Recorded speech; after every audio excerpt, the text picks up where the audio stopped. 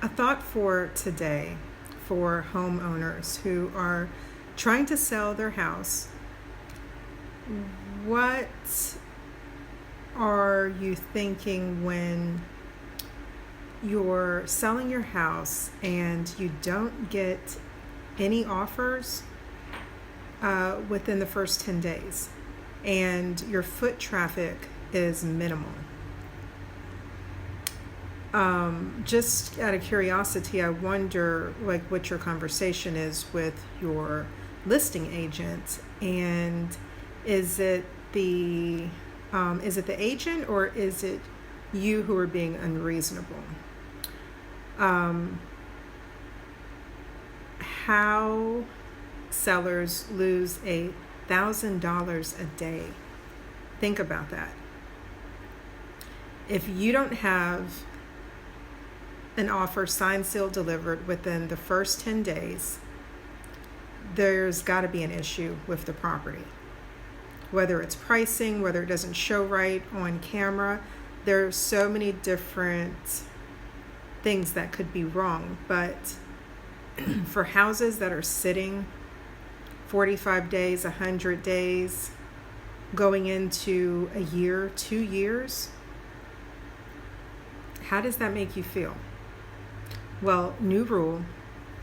I am going to start cracking down on my sellers because I am getting very analytical, and one of my mentors has proposed to me the idea of selling a house in 10 days, how it can be done, all of the analytical strategy, numbers, everything. And I'm taking it on.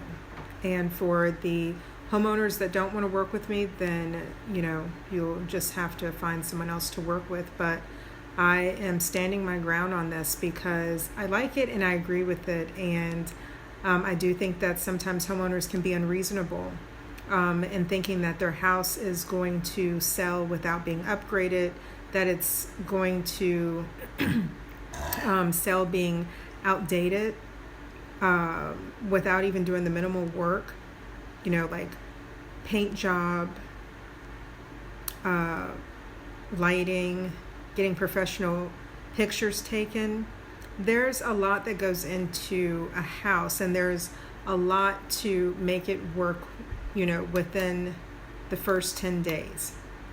Once you've hit that 30-day mark, the credibility goes down with your buyers, and you don't have the audience that you used to. So, time to tighten the belt and let's get to work, especially in a market like this one. You can sell a house. A house will sell under the right conditions every single time.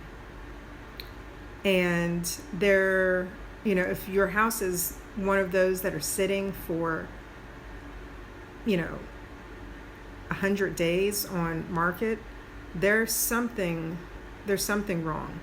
And a lot of agents are okay with houses sitting that long because their sign is in the yard. They're marketing themselves. So it's one thing for a listing agent to have 12 properties active, but what about the track record in the days sold? So something to think about. You need to have your agent show you the numbers, the analytics. What is their reasoning for saying that your home is worth XYZ? Are they just giving you something that they saw in Zillow or RPR or Remine? Or did they actually sit down and take into consideration all of the different factors? And, maybe you can pull a little bit from Zillow, RPR, whatever websites they're using, but outside of those numbers, they should have a more specific formula and strategy for getting your house under contract within the least amount of time possible. So think about that. This is Kelly Vaughn with Samson Properties.